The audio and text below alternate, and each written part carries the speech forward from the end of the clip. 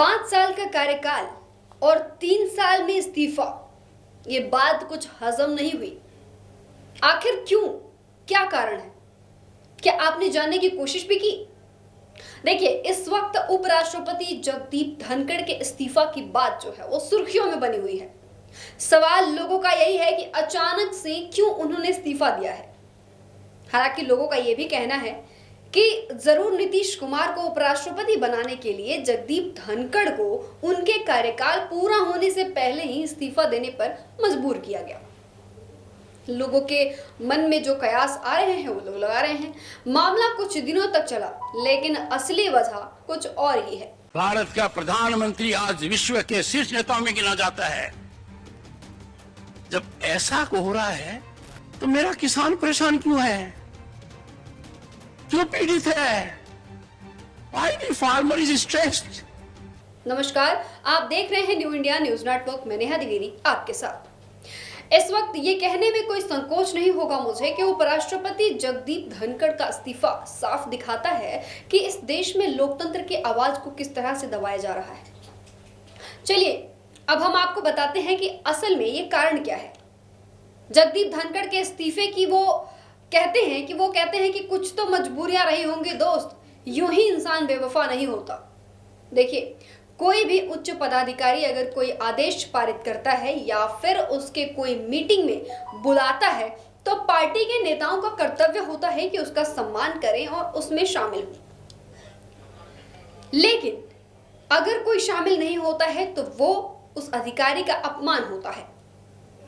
उपराष्ट्रपति जगदीप धनखड़ के इस्तीफे को लेकर कयासों का बाजार गर्म है, लेकिन अभी तक कोई किसी पुख्ता नतीजे पर नहीं पहुंच सका है।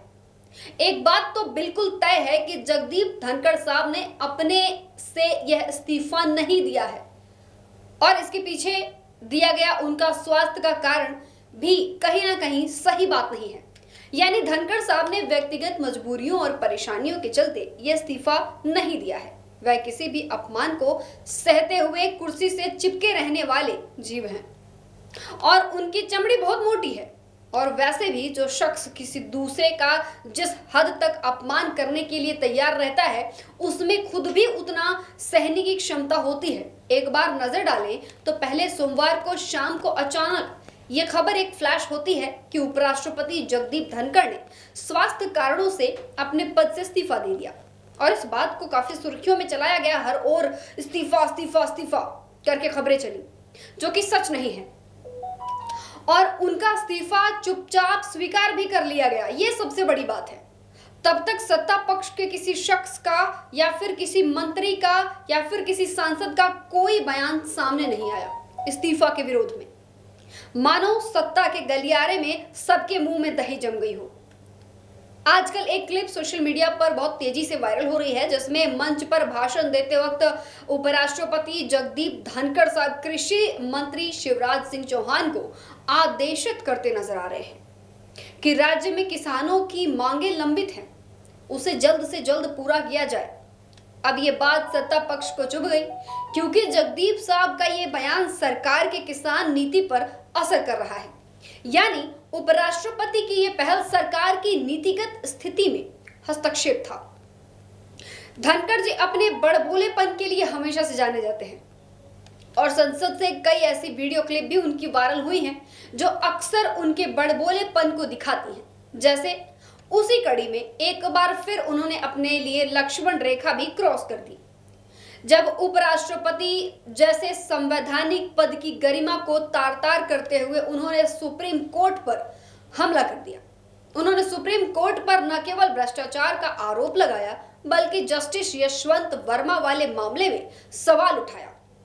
उन्होंने कहा कि उनके घर से नोट बरामद होने के बाद उनके खिलाफ एफआईआर दर्ज क्यों नहीं की गई।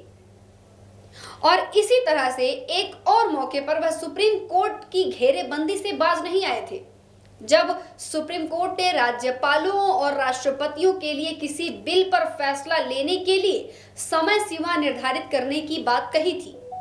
तब धनखड़ साहब ने यह कहा था कि भला राष्ट्रपति को सुप्रीम कोर्ट निर्देश कैसे दे सकता है। इसी तरह का एक और मामला सामने आया है, जिसमें कहा जा रहा है कि धनखड़ ने बीजेपी हाईकमान की नाराजगी मोल ले ली है।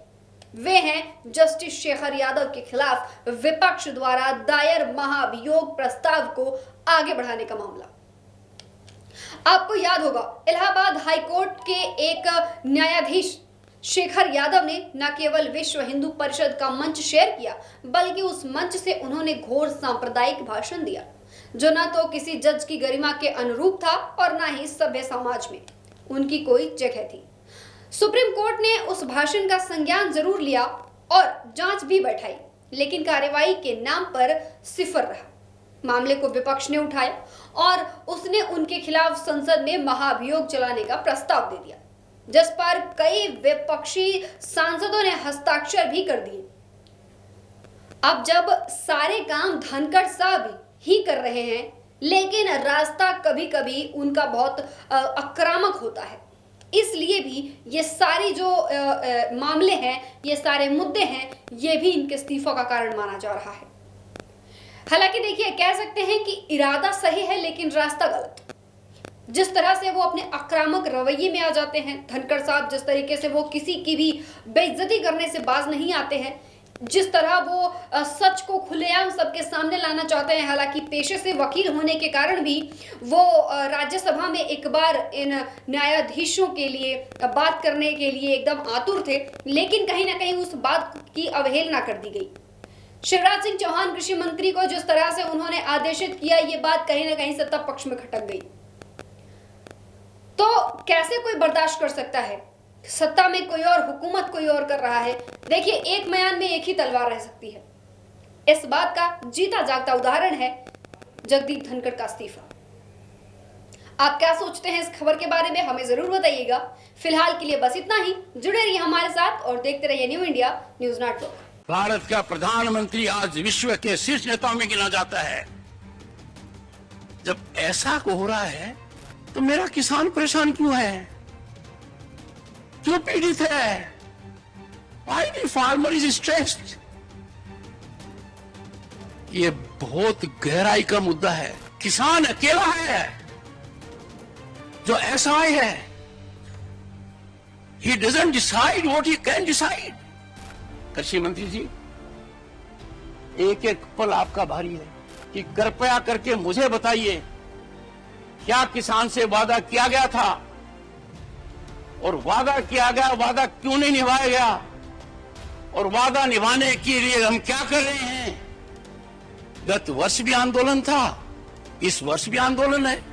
आज किसान परेशान है, पीड़ित है,